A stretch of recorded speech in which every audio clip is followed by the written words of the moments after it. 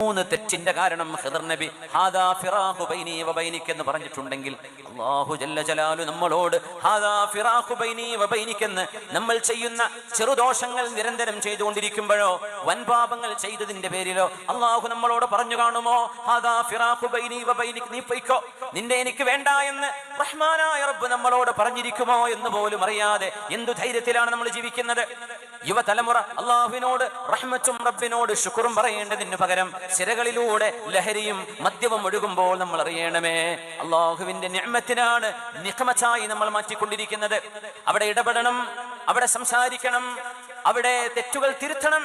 നാട്ടിൽ ആളുകൾ നിരന്തരമായ ബോധവൽക്കരണം നൽകപ്പെട്ട് നമ്മുടെ ചെറുപ്പക്കാരെ വിശേഷിച്ച് ഇതുപോലെയുള്ള തിന്മകളിൽ നിന്ന് കരകയറ്റേണ്ട ഉത്തരവാദിത്വം അത് ഗവൺമെന്റിനോ പോലീസുകാർക്കോ മാത്രമുള്ളതല്ല, നമ്മൾ ഓരോരുത്തരുടെയും ബാധ്യതയാണ്.